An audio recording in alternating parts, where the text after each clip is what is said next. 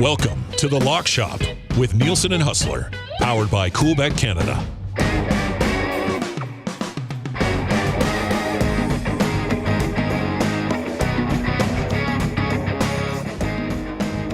$11:02 on the Nielson Show. Thank you very much for being here today. I'm just going to bring this into picture here. We're going to bring in all four guys. Well, myself and the other three boys, Jake, Pat, and Huss will join us.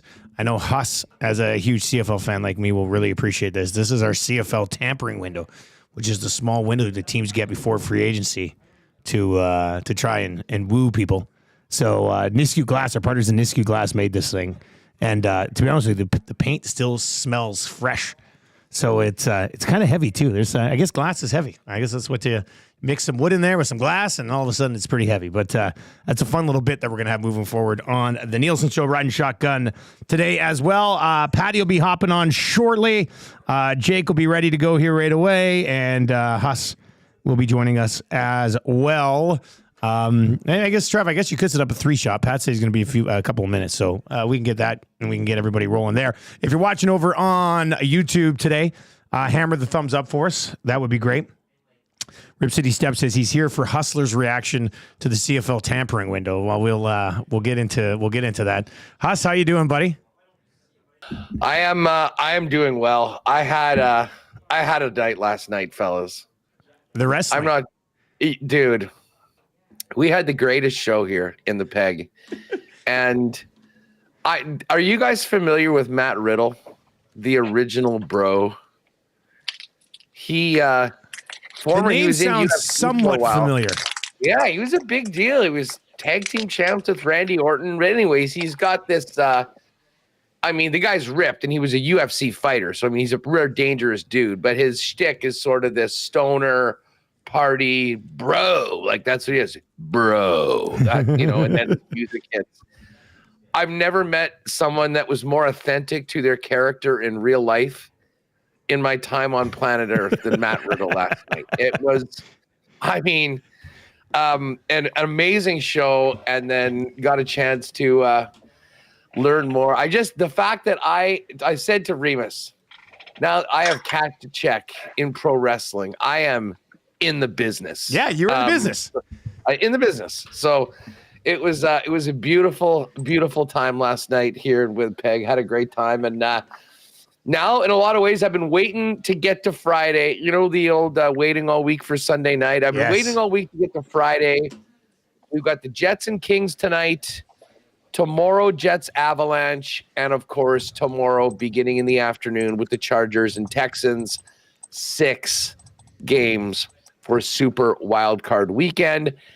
And I'm particularly interested in tomorrow's game because I was able to work some things around, and I just got my tickets for Arrowhead next weekend. Oh, boy. So I'm expecting the Bills and Ravens to both win their games, which means the Chiefs are going to probably be hosting the winner of this Houston Chargers game. So while it is the curtain jerker, as Feinberg said on the show earlier this week, I will be locked in for it. This is going to be, honestly, this is one of my favorite weekends of the year. And to not have the stress of my team playing, it's even better. Just sit back and watch. Jake, have you ever received a check in the professional wrestling game?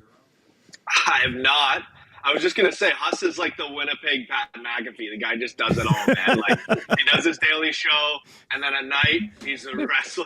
He's there calling the wrestling, and incredible stuff. Yeah, I saw some of your Instagram stories there, Huss. I was having a good laugh last night. I was kind of bouncing back and forth between the Leafs game, which wasn't great, and the national or the semifinal game, which was great. That was great. Patty, who I think's sitting here waiting. Yeah, we could bring Patty in now. Try to throw Patty up there too. Yeah. Oh yeah, he's not surprised he's not wearing a leprechaun costume. It's pretty close. It's pretty close. My Irish, boys, my Irish. I was in South Buffalo last night with all the Irish folks. It was amazing. It was absolutely amazing. It was never a doubt. Marcus Freeman is my father. I absolutely love it. I'm flying high right now, boys. I love you saying it was never in doubt when there was an interception in the final minute that set up the game-winning field goal. You should have heard me in the first half. Oh my God, calling for blood on Riley Leonard, and then now I love him. Patty, you're the most wrestling tuned in of the group here. You're familiar with Matt Riddle, right?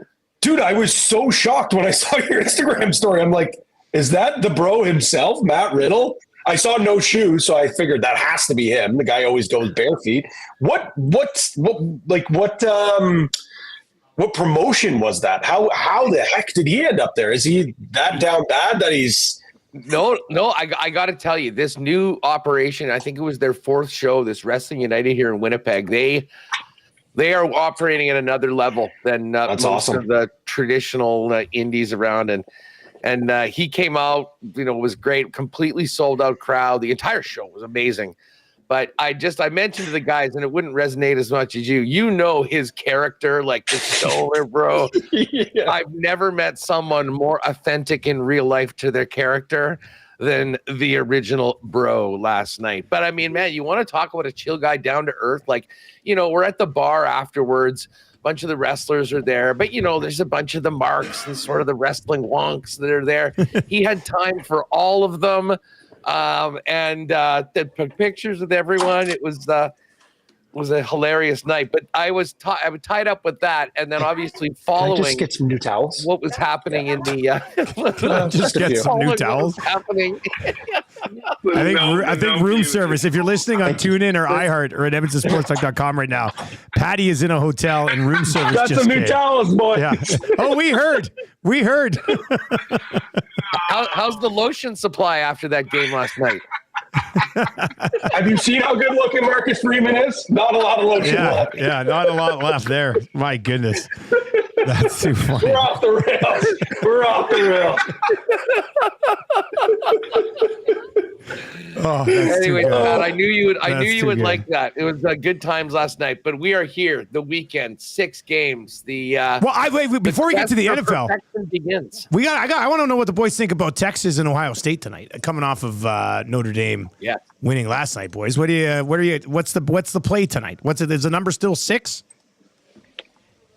Number's still 6, I believe. Yeah, it's sitting at 6 right now. For me, normally I'd be like 6 points in a semifinal game, although over the last few years, these Final Fours haven't really been that close. It's been the national championship that's been the close game. But for me, man, Ohio State, since that loss to Michigan, have been just on the warpath and have looked so good.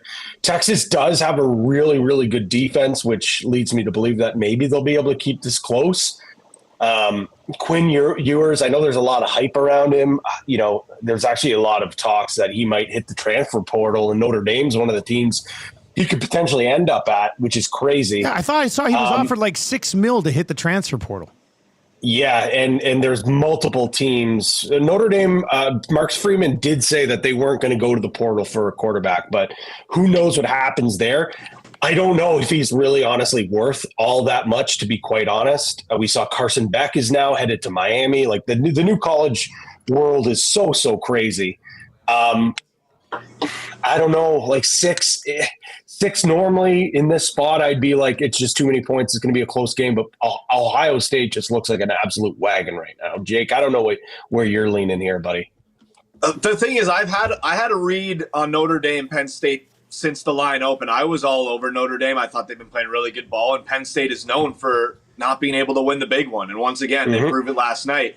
This Texas-Ohio State game, I still can't get a read on it as close as we are to game time. It's probably going to be game time decision for me. Like Patty kind of laid it out both sides. Ohio State's been rolling.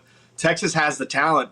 The thing is, what we've seen in the last couple of weeks here is the SEC, not all it's cracked up to be. The SEC is supposed to be the cream of the crop, college football, and they had some bad losses. I know Georgia lost their starting quarterback, but when you're a program like Georgia, it shouldn't matter who you put in there. You should still be that top-level talent, that top-level team, and it just didn't really show with the SEC. So I am a little concerned, but 6 is a big number, like Patty said, especially for a semifinal. I think if, gun to my head, if I had to pick right now, I'd probably take Texas with the points, but it's going to flip back and forth right up until the game starts. I will be on the game one way or the other. I just don't know where it's going to be just yet. All right. Andrew's over in the chat and says, hey, check under Pat's sweater for body paint. No, I can confirm. Are you There's sure? no I. Are you sure you haven't used all of the other towels to try to wipe all that paint off, and that's why you needed more? Yeah. No I, no R, no other I or SH on the body. I kept with the hoodie and the hat yesterday, but man, oh man, no, that's hilarious. I thought I was being quiet. I really did. It turns out I was screaming at the poor lady to give me some new towels. It's like you were sitting right in front of your mic, like we heard it right away. It's just like, yeah, I just need towels, please. Which is good. Usually when I go on the road for a hotel, I hide. I don't talk to anybody the whole time I'm there. Unless it's over like 3 days, then I'll be like, hey, can you come give me some towels, please? But for the most part, I just like to hide in my room. All right, boys, we got 6 games. We're going to give you a side on all 6 of these. We're going to build a parlay, obviously. We're going to have a playoff house callers as well. So we've got lots to get to as we work our way through this show today. If you are listening on TuneIn or iHeart or at EdmontonSportsTalk.com, feel free to fire us a text with your best bets for Wildcard Weekend in the National Football League. That's 780-218-9999. And then, of course, over on the Nasty Chat, we'd love to see what all of you have decided to bring to the table, and let us know what's going on in the Discord over there as well. Chargers and Texans is where we begin, Huss. Where are you at on this one? First of all, guys, I have just put together a spreadsheet. Oh, nice work. Playoff. That's what you were working on there. I knew you were up to something. Yeah, I was cranking this out. We will pick every game in the playoffs. Maybe we think of a little side wager between the 4 of us as to who can be the king of the playoffs. It was 3 years ago that we were 9-1 each going into the Super Bowl, and Dusty got it for what was, I think, the greatest playoff run in Lock Shop history. So still holding out hope that maybe the perfect run can be had. So we will be making a pick on all of these games. I will be recording them, and we can think about it. Listen, I like the Chargers in this game. I have a hard time looking at many areas that the Houston Texans are a better team. Now, the Chargers, and listen, I had Feinberg on. He's the biggest Chargers guys around, and he even admits, there hasn't really been the signature win for the Chargers so far this season. They did have the 2 wins against Denver, which was nice.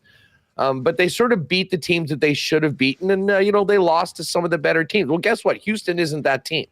They don't have Diggs. They don't have Dell. The defense has been banged up. And CJ Stroud, after such an amazing season last year, has been very average, sometimes below average.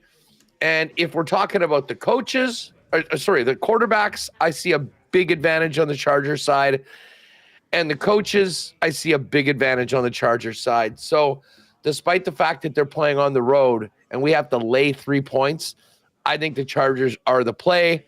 I'd be very surprised if Houston wins this game. And as I mentioned early on, heading to Arrowhead next weekend, I'm assuming Buffalo wins. I'm assuming Baltimore wins. We'll get to whether they cover or not in a minute. So this early game, the curtain jerker tomorrow between Houston and the Chargers could very well end up being winner. We'll see you at Arrowhead next week. I think that team is going to be the Chargers. Give me LA -3. Yeah, I really like the Chargers in this spot. Probably would have liked them a little more at -2.5, but at 3, we'll take the push if that does happen. For me, though, CJ Stroud has been so disappointing this year, and he's been really disappointing against teams that are really strong defensively. And you could put the Chargers up with some of the best defenses in the NFL. They gave up the least amount of points, 17.7 points per game. And the turnaround that we've seen from this group, from Jim Harbaugh, it's been remarkable. It really has been something special to see. And I think just this Texans group has been so disappointing. I know they've had some serious injuries, but for me, I just like where the Chargers have been trending, whereas I think this Texans team just hasn't come close to hitting their ceiling. And I don't think they're going to hit their ceiling. One thing too, which is crazy, didn't realize this. I saw this trend. Herbert is a monster on the road. I know they're a road dog. He is 14-9 against the spread as a road favorite, and 7-1 against the spread in his last 8 games as a road favorite as well. He's 12-14 against his career as well in the East Coast or in Central Time Zone as well. So Herbert, Jim Harbaugh, they're on the road. They're packing their khakis. but they're ready to perform. So I'm going with the Chargers. Yeah, I mean, moving right down the line here, I don't know what Dusty's on, but I have the Chargers on my card as well. Chargers -3. And the one thing I was like, you guys have already touched on it. We don't need to keep, beating a dead horse here. But the one thing I'll say about the Chargers, I feel like they're built for playoff football. Like, they can run the ball. They play strong defense. I think they were 11th in total yards allowed, first in points per game allowed per game this season. And the one thing they do is take care of the football. They had a +12 turnover differential this season. They only turned the ball over 9 times. That's second best in the league next to the Buffalo Bills at 8. So taking care of the football, being able to run the ball and playing strong defense, recipe for success. And like you said, the Texans playing in a division as bad as they were pretty much set to win this division from, the 4th week of the season. Yes, they get a home playoff game. That's great for them. But with the injuries to the wide receivers, the way Stroud's been playing, I'm just not sold on the Houston Texans. So I'm on the Chargers with you guys. Yeah, I think I'm going to be on some other sides than you guys on these other games, but I'm with you on this one. And also, Pat, you did say -2.5. It's -118, so that could be a standalone play on your own if you want to throw it on a card. It's sitting at 3 right now, but -2.5 is -118, or at least it was about 40 minutes ago when I was looking at it. You guys have laid it out nicely. A couple of things that I'll just add here. CJ Stroud has struggled against zone-heavy too-high defenses this year. I think I saw this on Action Network. Chargers defense this season, they run too-high coverage at a 58.8% rate, which is the 3rd most in the NFL. Against that defensive scheme, CJ Stroud this year, 8 touchdowns and 7 interceptions. So not only has he not had a good year, but the Chargers play a type of defense that is actually the one that he struggles against the most, which just makes me, I already liked the Chargers, and then I found this stat. So that just makes me feel even more confident about the Chargers. So it is unanimous across the board. We are all on the Chargers at -3 on the road in Houston. Huss, do you have those picks in the spreadsheet? I certainly do. We have run the table with the Chargers. Why don't you start off Pittsburgh-Baltimore, considering we spent most of the time talking about this last game? All right, well, I'm going to take the Ravens minus the points here. I know it's the division. I know it's Tomlin. I know it's Pittsburgh. And but I don't think this is a risky play. Like, I like the Ravens here. And we know the Ravens are going to score. They're going to score on Pittsburgh. I know Derrick Henry is a monster. Lamar Jackson had an absolutely incredible season. That guy hasn't turned the ball over at all either. But even if Pittsburgh keeps Baltimore relatively in check, I don't know if Pittsburgh can score to stay in this football game. And here's an interesting thing that I saw. Steelers passing offense has been down since week 14. Russell Wilson is 31st out of 34 qualified passers in adjusted EPA and 32nd in yards per attempt. So, and part of that has to do with George Pickens not being there. That's the yards per attempt thing. But since week 11, the Baltimore Ravens have the top pass defense in the NFL, which I did not know until I dug into this a little bit. They moved some personnel around. It's made a significant difference. And I just don't know. I don't know how Pittsburgh's going to score 15 points in this game. You know what I mean? So I'm going to get on the Ravens here, -10, which it's a little bit different than I was thinking 5-6 days ago. But I'll start it with Baltimore minus the 10 points, Sus. Yeah, I am not surprisingly on the other side on this one. I will be taking the 10 points. I think this is just an insanely high number for a Steelers team that has, I mean, if there's one thing that we can count on year over year over year, is that the Steelers have been the toughest opponent for the Baltimore Ravens consistently. And listen, they got the win. The Ravens got the win when they really needed it and ended up winning the division a couple of weeks ago. But, I mean, even that game against the Steelers, it was 34-17, which was their first cover. I mean, that game completely flipped on Russell Wilson fumbling on the goal line earlier on. I mean, you add that touchdown in, which should have happened, and just assume that everything else went that same way, which was a really great day for the Ravens, and it's 10 points. Listen, Zay Flowers is out. That is a big, big loss for the Ravens. Now, it's not like they're not going to be able to move the football or doing, but I think it becomes a bit more of an advantage for the Steelers defense, knowing that you don't have that main weapon and you can spend a little bit more time watching what Lamar Jackson's doing with his feet, certainly focusing on Derrick Henry. And listen, I know the Steelers got sort of run over by some of the best teams in the league, and the Ravens were one of them in Baltimore, and that's back where they are. Obviously, the Chiefs took care of them, so did the Eagles, and then that tight game with the Bengals. In the Bengal game, I think that Steeler defense was coming around a little bit. I've got confidence that this is actually going to be a fun game. I think we'll be paying attention to it in the fourth quarter. I'm taking the points with Pittsburgh. I'm with you, Dusty, man. Like normally regular season, I'm all in on the trends that we talk about with this rivalry and Tomlin, 25-9-3 against the spread against Harbaugh. But when you look at the playoffs, he's only 1-2 against the spread. When you look at how this offense, you laid it out, has been putrid the last few weeks. They've lost 4 straight games, limping into the playoffs. Their locker room resembles a TV drama series, a soap opera. The vibes are completely shifted in Steel City. And we talk about how good of a coach Tomlin is, how he can keep everything afloat. I just think this is too tall of a task against a Ravens team that is just absolutely chugging along. And the Steelers have struggled in the playoffs for a really long time. They haven't won a playoff game since 2016, which doesn't mean they can't cover the 10 here. That's for sure. But that surprised me a little bit. Yeah, and we talk about Tomlin and covering as well. Like he covers small spreads, big spreads.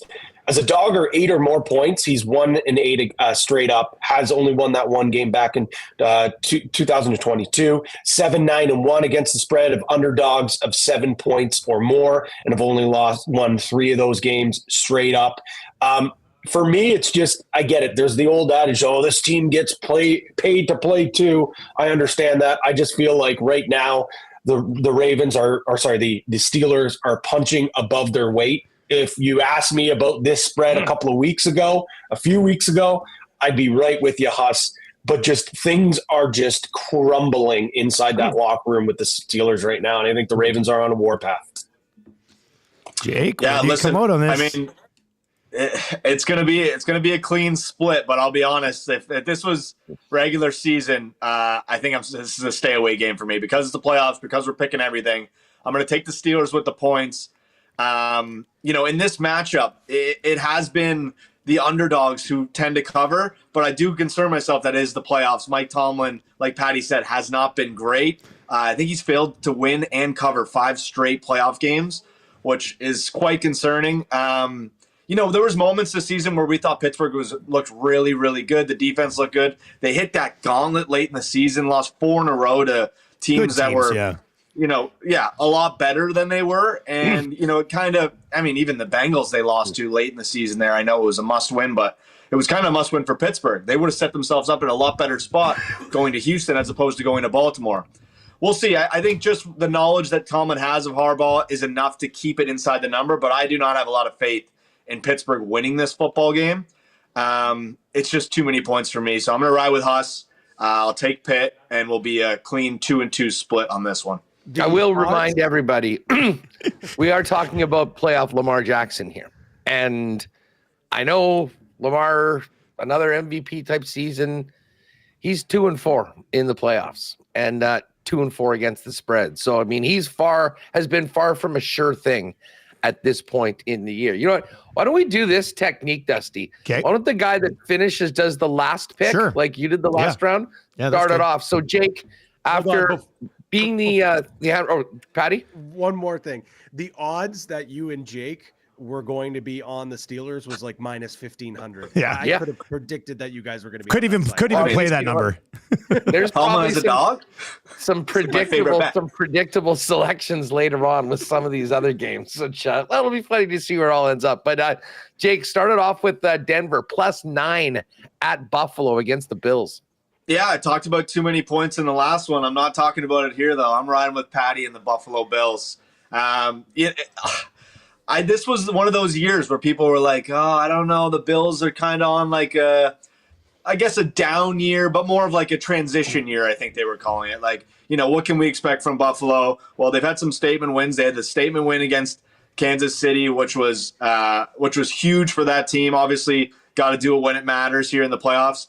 But I think starting with a game like this against Denver, Buffalo, from recent memory, Buffalo's had some of these games where they're up against a team that they absolutely should beat, and I think that it's been left a little closer than they'd like. I think this is the year they make a statement the first week, take care of business early. Like, I wouldn't be surprised if we're sitting there and Trubisky's taking snaps in the fourth quarter like we've seen from Buffalo at different points in this season. I think they can blow out the Denver Broncos, and I'm taking them with the points. I think back, that Miami game they had. I think the backup started. I think they played Indy at one point when Phil Rivers was there. I think it's a couple of those games they probably could have had a little bit more control over. I think this is the game. That Josh Allen knows what it takes to win playoff football, and Bo Nix. It's his first start as a quarterback in the playoffs. When quarterbacks go up against first start quarterbacks go up against experienced quarterbacks, 19-37-1 against the spread for those rookies in their first start. So I'll ride with the experience, and I'm taking the Bills with the points.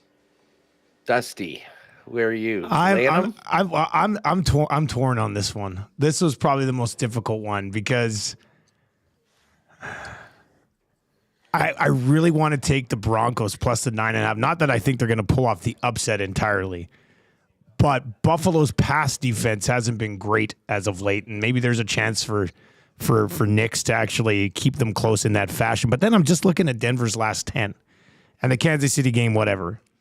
38-0. Well, yeah. I know against but their wins, their last team, like since October 27th, they beat Carolina, Atlanta, the Raiders, the Browns, and Indy, and then Kansas City in a nothing game. They lost to Cincy, the Chargers, the Chiefs, and the Ravens. So they beat the bad teams and lost to the good teams. Can they keep it close against a good team? I'm kind of going against the grain here a little bit, but I think I'm going to take Denver plus 9.5. It's what my original pick was. I almost just flipped it, but I'm going to stick with my gut on this one and say that Denver keeps it within double digits. It's just 9, FYI. Is it 9 now? Oh, it was 9.5 when I was doing my prep earlier. Yeah. Oh, really? Huh. I never saw it switch. But yeah, it's minus 109 on either side of 9. I'm with you. I'm taking the points on this, and this is not a fate of the Bills. I think they win this football game, and maybe it's because one of the incredible close calls the Chiefs had this year against the Broncos, the blocked field goal game on the last play of the game.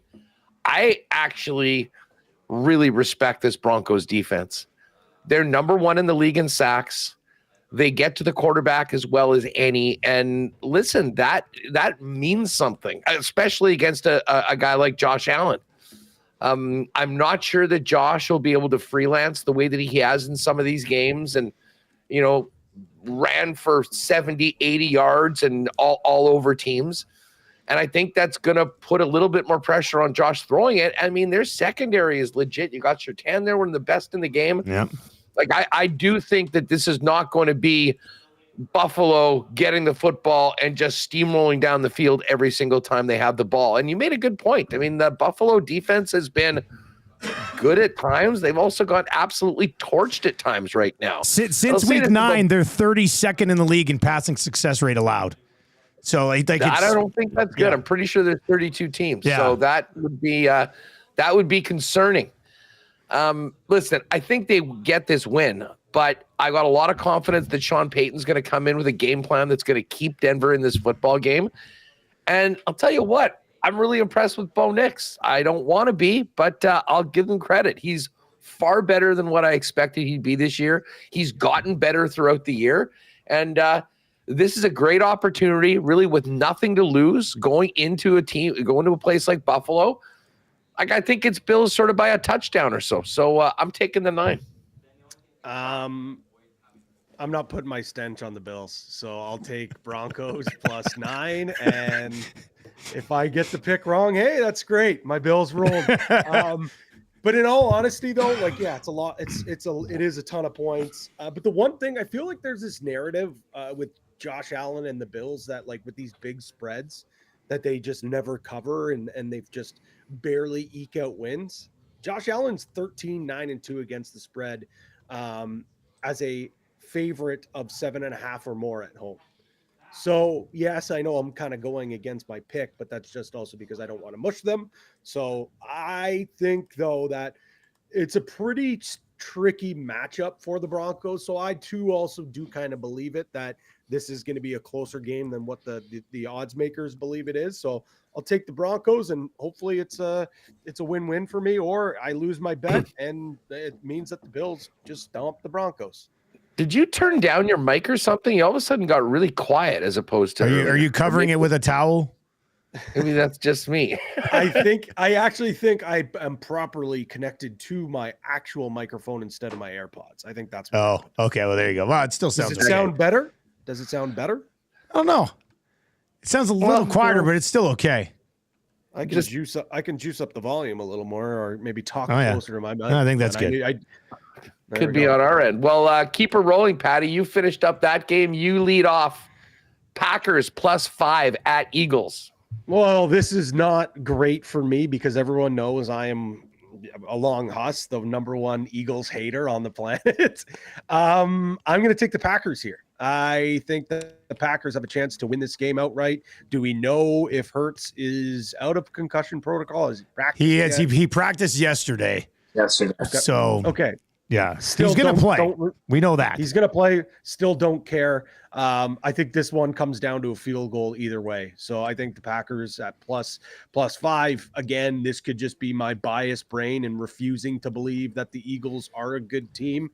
I really feel that this is a tough playoff match, a really unlucky draw for the Eagles. So I'll take the 5 points here, and I think it comes. Do the Eagles win? Yeah, there's a good chance they probably do win. I do think that they do win.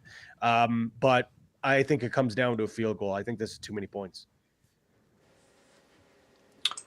Yeah, I can jump in here next. I'm riding with Patty. I'm taking the Pack. I've been on the Pack kind of all season here, so I'm going to live and die with these guys at this point. I am interested to see what Hurts is going to look like. Like, he hasn't played, in what, 2 weeks now, 2.5 weeks. I mean, he didn't practice until yesterday. Like, how easy is it for him to just jump back in and be top level caliber?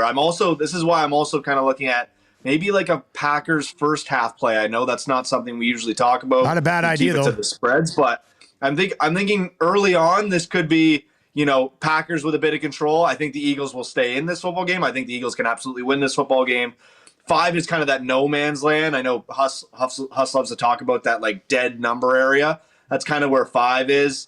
And I think it's too many points for a Packers team that I think is talented. But they struggled it within their division this year, and that's why they ended up with the 7th seed. So I think the Pack can keep it close. I think they have the opportunity to win the game, but I'll just take them at the +5. Yeah, Huss, I'll slide in here, and then we'll go to you to wrap this one. You can lead the way on the next one. I'm going to be on Green Bay +5 as well here. And I think you made a good point. It was one of the two things that I was looking at. One, is it a bit of a slow start for Jalen Hurts? And Green Bay should be a good enough team to at least keep themselves in a close one if it is a slow start for Jalen Hurts. And then the other thing, I found this stat. Green Bay runs zone coverage at the second highest rate in the entire league, 78.3%. Jalen Hurts ranks just 33rd out of 40 qualified quarterbacks against zone defenses. So he does not throw the ball well against zone defenses. The Green Bay Packers play a ton of zone defense. So part of me thinks that this game might come down to Saquon Barkley just being a bloody monster, and he very well might be. But I think both of these teams are actually pretty good against the run defensively as well, which I think helps Green Bay stay close to at least cover the 5, if not win outright. So I'm with both of you guys. Green Bay plus the 5 points. Huss, is this going to be unanimous, or are you on the Eagles? Yeah, people can just load up on the Eagles right now because we're running the table on the Pack here in the lock shop. Listen, there was no doubt I was betting against Sirianni and the Eagles in the playoffs. Take it for what it's worth. But, I mean, I'm sort of with Jake. I have been high on the Packers. I still have Packers futures for the NFC from earlier on. And listen, they've been sort of forgotten just because of Minnesota and Detroit never lost. You know, the fact that they're coming in as the 7 seed, I think is a little deceiving. I mean, I think they'd be a big favorite against the Bucks, against the Commanders, even against the Rams. So, I mean, are they going into a tough place to win? Absolutely. Are the Eagles a good team? Hell yes. Their defense has been great all year.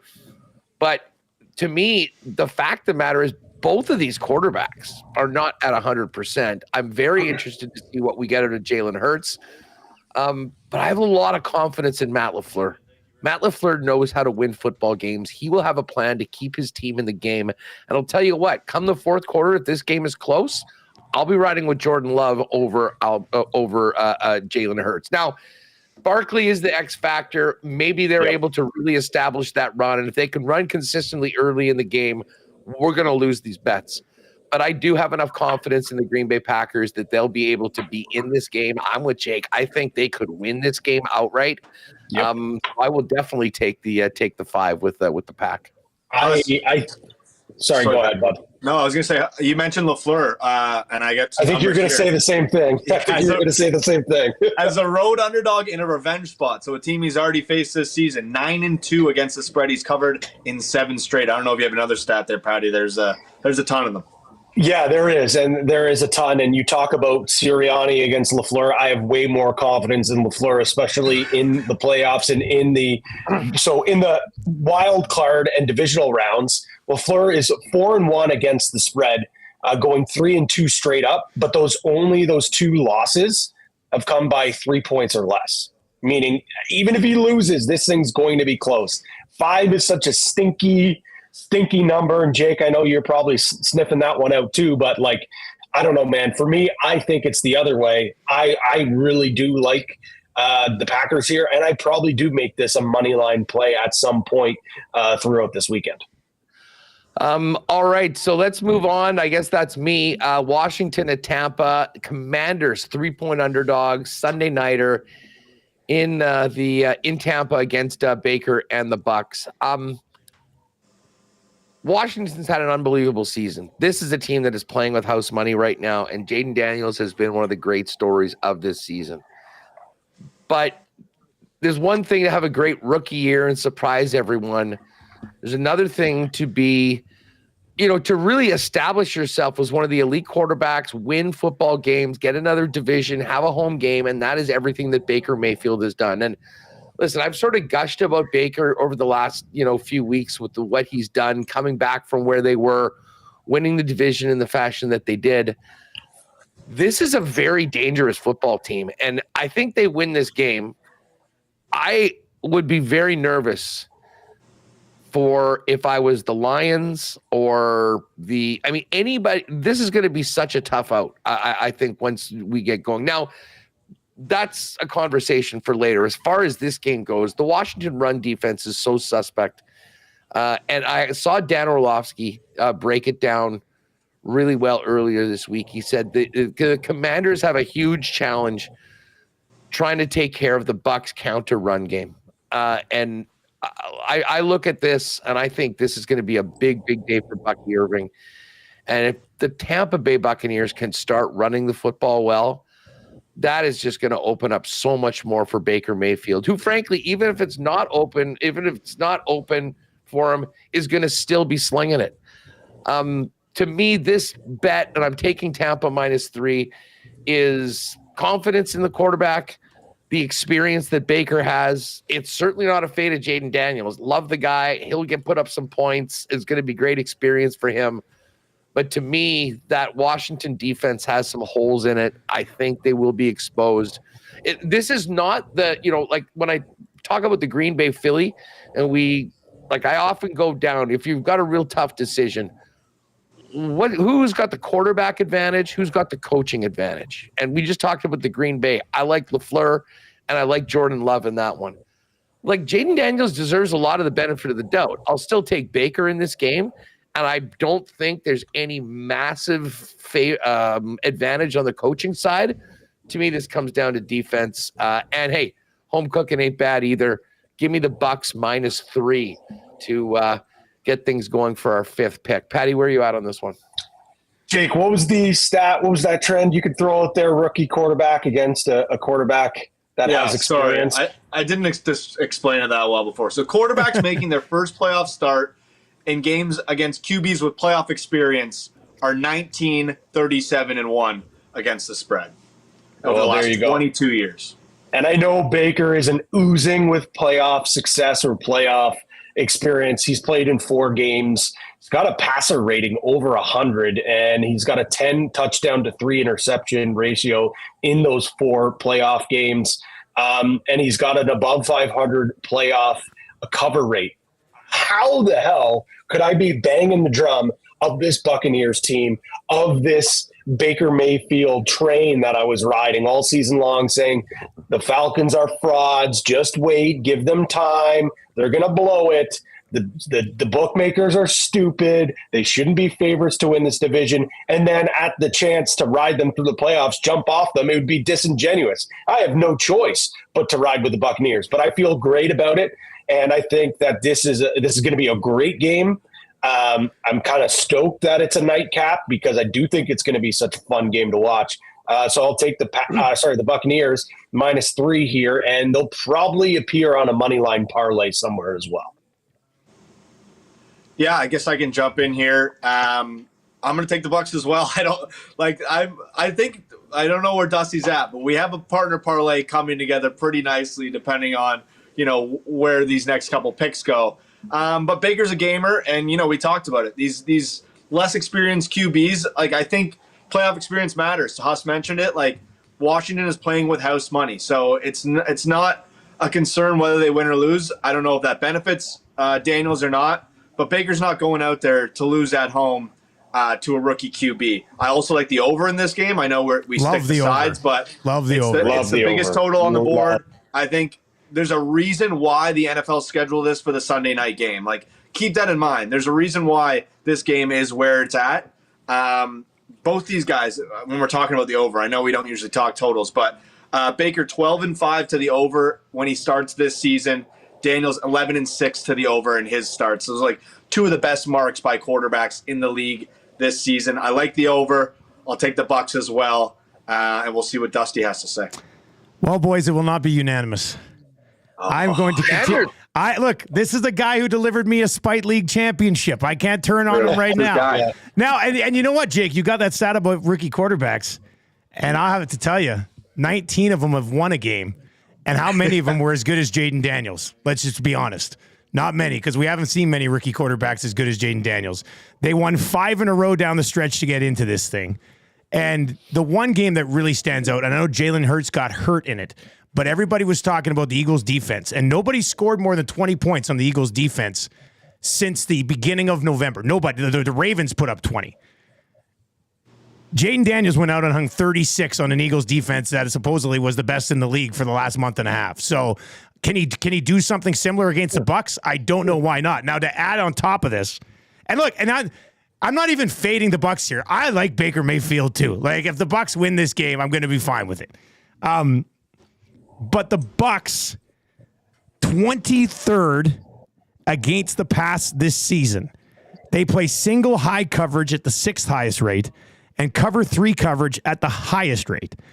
Both of those types, and they could change it for this game, but both of those types of coverages that the Bucs play the most on defense are the 2 coverages that Jaden Daniels has absolutely thrived against so far this season. We're talking top 5 against one of them and top 10 against the other. So I think I don't think the moment will be too big for this guy. I don't know if they pull off the upset, but I'm gonna roll with the Commanders here +3. Lattimore is going to play. That was just announced today, so that should help a little bit against big. Mike Evans. That's a big one for them as well. So I'm gonna go against the grain here a little bit, and I'm gonna roll with the Commanders at +3 here to keep it close against the Bucs. I have a soft spot for both of these teams.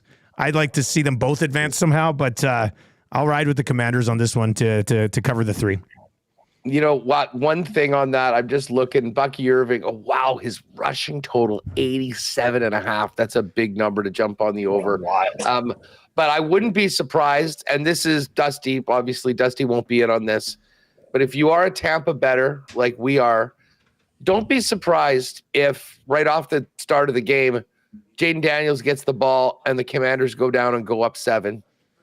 If that happens, I'm calling it right now. I will be live betting the Bucs at a plus number in that. I think this is, I mean, listen, your point about the points is well taken. I think there will be a lot. There's a reason why this is the highest total on the board.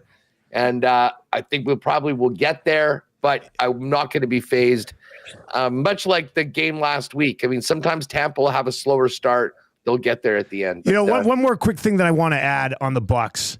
And we knew this midway through the season. We were talking about how they could definitely catch the Falcons. They've had the easiest schedule in the league for the last 2 months. I mean, their last wins were against the Giants, the Panthers, before the Panthers kind of turned it around, the Raiders.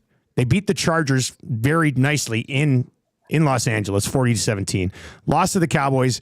Then even after the Carolina Panthers had gotten better, they smoked them 48-15, and then they beat the Saints. So, you know, they haven't. The win over the Chargers was nice, but outside of that, they really haven't played anybody in 2.5 months. Not that the Commanders are the Lions or the Chiefs here, but their schedule was as soft as it could possibly be for the last 2 months. You know what? That's not their fault, though. I mean, you can only play who's in front of them. No, I understand that, but if we're thinking that they're a juggernaut going into the playoffs, I don't necessarily know that's the case.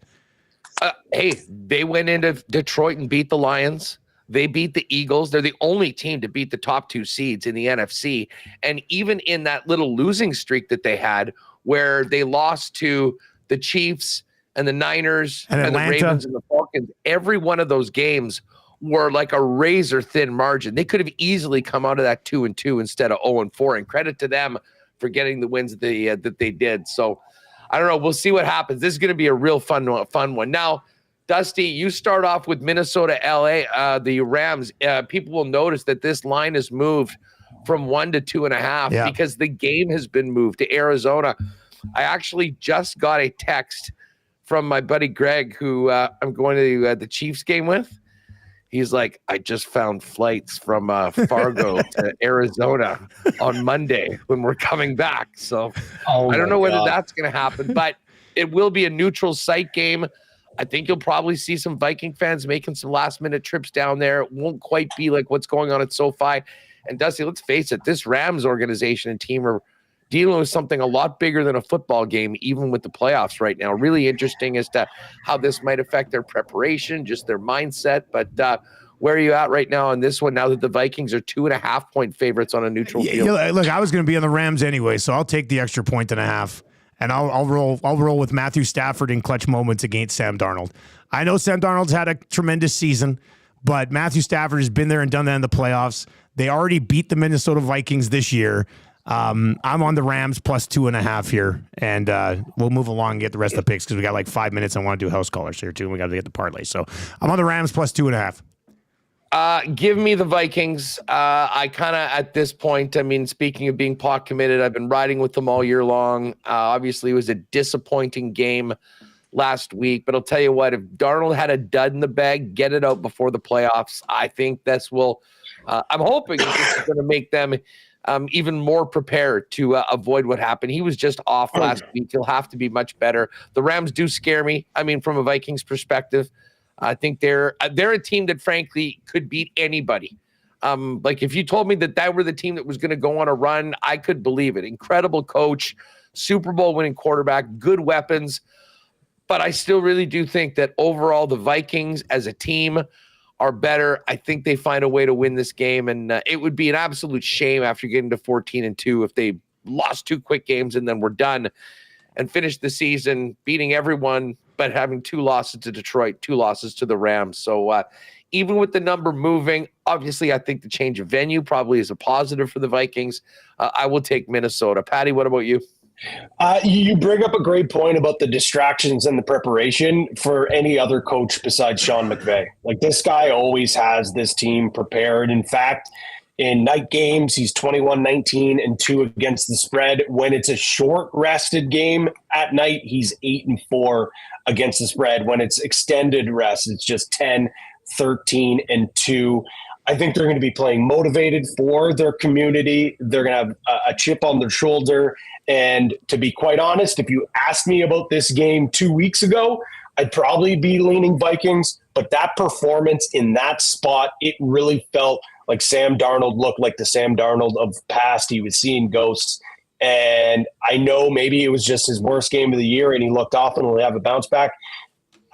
He's not going to look as bad as he did last week, but I don't think he's going to be looking as good as he's had all year long. So I'll go with the Rams.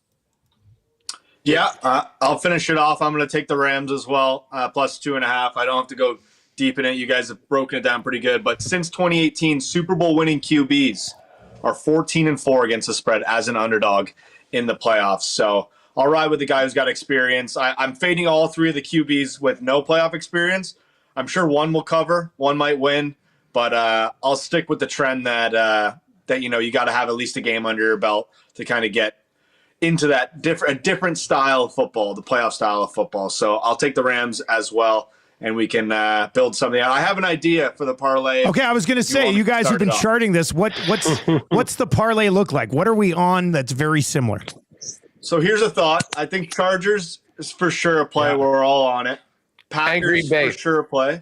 Yeah. And then thoughts on maybe, like, I know we don't usually do this, but what about over in Commanders Bucks? Oh. 49.5 Sunday night. Yeah, why don't we do that? Because there's no consensus. There's no other consensus in the other four games. 3-1 for the Rams, 3-1 for the Bucks, 3-1 for the Broncos, and the Pitt Baltimore is 2-2. Yeah, so let's do that because I think we like the over, right? Okay. Yep. Yeah, like as long as everyone likes the over. If not, I love the over. If you guys feel good about the Broncos, I'd be fine. Like I'm not the Bills guy, so I don't. I like the over more. The over cheering. Yeah. If we're live on the partner parlay and just cheering for the over on Sunday night, great Sunday night. Perfect. That's perfect. I'm going to be on it anyway, so might as well here's the parlay. Here's another thought. We can get the Chargers to 2.5. I have the Chargers right now locked in money line. So Chargers money line, Packers 5.5, and the over is plus 479. Do we want more juice than that, or are we okay with just Chargers money line? I'm totally up to you guys. I'm fine with the money line. Chargers money line, and then Packers. I guess we have to take 5.5. 5.5. Yeah, 5.5. Yeah. So so we moved it already in our favor. And what's the number? Plus 479. Yeah, no, I like it'll be over 5-1. Yeah, let's do it. Let's do that. That's good. House callers. What do we got, boys? Let's put one together here. You want me to start? We'll just go ahead. down the row. I'm locked and loaded. I'm going to rolling Bucky Irving. Of course, you're rolling Bucky Irving. Yes, Bucky Irving minus 149. You took my guy. Considering how high his total is, I'm kind of blown away that his touchdown number is minus 149. I was pulling it up and expecting to see like minus 185 or minus 200 like we've seen before. But yeah, Bucky Irving minus 149. Throw me in for him. All right, Patty, if I think the Packers have a chance to upset, there's no way this guy doesn't find the end zone if they are to keep it close or win here. So give me Josh Jacobs minus 125 to find the end zone. Because Bucky was my pick too, Huss. Everyone was on Bucky. I didn't have Bucky on mine. I've been bouncing back and forth, but I think I know exactly what's going to happen. This guy, ready to go for the playoffs. This is the year. Bill's year, baby. Give me Josh Allen finding the end zone. Josh Allen finding the end zone. Minus 137 for Hey, Josh. Dusty, I saw Eric took Shakir today. He did take Shakir this morning. I know. He's on Shakir today. Look, I love Derrick Henry, but he's minus 2. I'll go Kyron Williams with the Rams, minus 149. Nice. Yeah, let's go Kyron Williams. So we're on Kyron Williams, Jacobs, Josh Allen, and Bucky Irving. Four guys. If you want to take Derrick Henry, take Henry. I mean, I'm good. Let's throw Derrick Henry. Let's go Derrick Henry then. I'll go Derrick Henry. Put Derrick Henry in the playoffs. Yeah. Let's go plus 650 maybe or somewhere around there. Yeah, sorry. I got this other friggin' four guys here. But Here, I can put it in. So we got Bucky Irving, the Bills. We have Josh Allen. We got Derrick Henry. We'll put that in. D. Henry. It's 227. And then Jacobs. Yeah, Patty got Josh Jacobs. Green Bay touchdown scorer. Josh Jacobs. Plus 650. Yeah, on there those you go. three guys. I like that one. That's Love good. Saturday's boost will get set to 7-1. House callers So, parlay to start the postseason. I love it. This was a fun show, boys. This is a lot of fun today. You go make use of those towels, Patty. Enjoy the games this weekend, and we'll be back recapping it all on Monday. We got the oil stream coming up. We'll be diving into that Evander Kane availability here at high noon. Huss, what's on Winnipeg Sports Talk? Getting ready for Jets Kings tonight, and of course the Kings, they've got a lot going on around their team, much like the Rams right now. We'll have the mayor John Hoven join us from LA, kind of talk a little bit about what everyone is dealing with, and then how the Kings are going to get by over this next little bit. We'll get ready for the Jets. We'll hear from the morning skate today, and then our pal Hacksaw will come by with the NFL notebook, getting ready for the playoffs and a little marble race, and then it's time for the weekend, fellas. Fellas, if you want any parlays too, or ride with Dusty, ride with us, I might throw one up myself. I got a few different kind of plays that I might get up there. We can get those up in the I got some player props. Maybe I'll do a little tease. I'll give you a tease. We'll get a teaser up this weekend as well. Why not? Wildcard weekend. One other pick, and I love, especially for the wildcard weekend, the specials. So right now there is the specials for the weekend on all of the, who will have the most passing yards, most rushing yards, most receiving yards. Count me in 12-1, Ladd McConkey, most receiving yards in the game. Set the bar in the curtain jerker tomorrow, 12-1. But we've got that. Those are really fun bets to make. You're just looking for the most rushing yards over the course of the 6 games on the weekend. That's up there. But I'm in on Ladd McConkey at 12-1. One quick note, fellas, exclusives for the weekend are already up in that exclusive tab. We'll also have all of ours, Dusty's, teas. I'm going to put some stuff in there. I'm sure everyone will have their own exclusives as well. And I saw in the chat, Big Maple was asking, is the bet and get promotion for the UFC back for 2025? It was down, I think, for a bit. It is back up if you go to that promotions tab. So as Huss coins it, the best promotion in sports wagering, it's back. And I believe it's back this weekend. I think we get a card this weekend. It's not a pay-per-view, but it's a fight night. Excellent. That's going to do it for the Lock Shop today. Thank you very much for joining us. Best of luck tonight and this weekend, and we will talk to you on Monday.